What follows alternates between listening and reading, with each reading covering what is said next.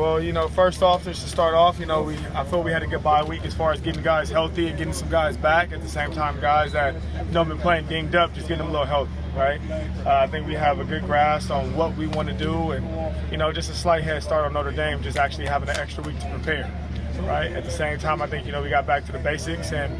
As far as fundamentals, as far as technique, and make sure guys play with low pad levels. So, as you see, a little bit of practice, still adjustments as far as us having some jog through with some plays, and then all of a sudden speeding up and going full speed. I think that's going to help the guys as far as seeing the looks, a little slower motion, and then seeing them sped up. It seemed encouraging to see Jackson get second team reps in practice. Where is he at? He's still day-to-day. Still, hasn't been truly cleared by, the trainers and everything else. But, it's basically about his health first. And then after, we'll make sure his health is okay, then all of a sudden, he'll get a chance to play. Is there a Michael Trigger today? No. Right now, like I say, he's still week to week. I doubt that he'll be ready for this particular game and this particular week. But right now, it's still just making sure he gets as much rehab as possible. We've seen Ishmael Sofstra do a little bit more each week, it seems like. What will he add once he's able to contribute for you guys? To one, he's huge. Secondly, he's very athletic. So it's hard to find big men that are athletic, and he's both. Right, so just another guy that'd be quality as far as us on the depth, but also a big-time player. What was your takeaway from the developmental scrimmage on Thursday?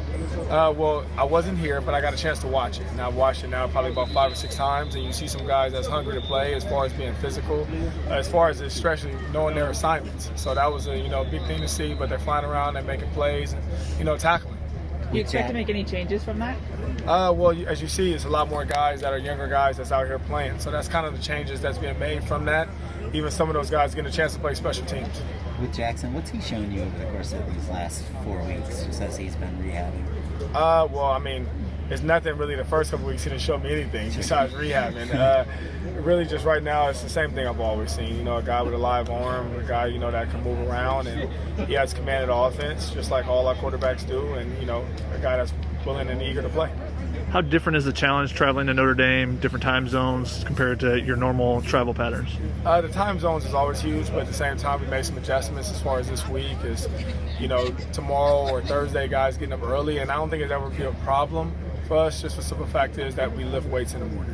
So a lot of things for us, I think, is going to help us out and work in our favor a little bit.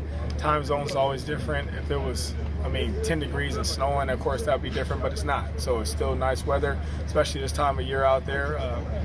To be honest, it's just like any other place. Are you expecting to see more than one Notre Dame quarterback in this game? Yes. All their games, they play about 3 every game. So, you have to be prepared because all those guys are different challenges. Heard you preparing for the crowd noise and just the Dropkick Murphys playing. Is that how much of a difference does that make in your mind? How much do you need to prepare for that? Well, that's just a tradition. I've been quite a few places where we did things like that in practice and played their fight song the whole practice, and it almost becomes when you get there and they're playing it, you don't even hear it. Right? You're just so accustomed to it, it's like the norm.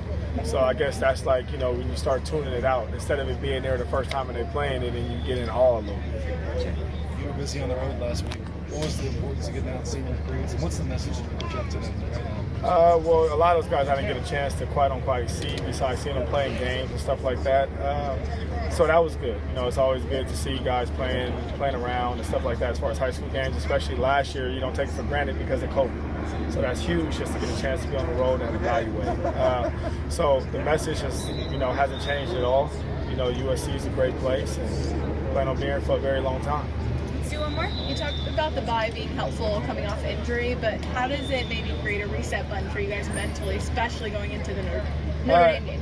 It's a major reset. But the simple fact is that they have an idea now who I am, right? And I have an idea of who they are, just being the head coach. When you're the DB coach, you kind of focus so much on your position. Now it's a chance for me to focus on the whole team. So it's a chance for all of us to unwind a little bit and see what we did, wrong or right as far as self-scout on offense, defense, special teams. So I think that would all be key with us moving forward.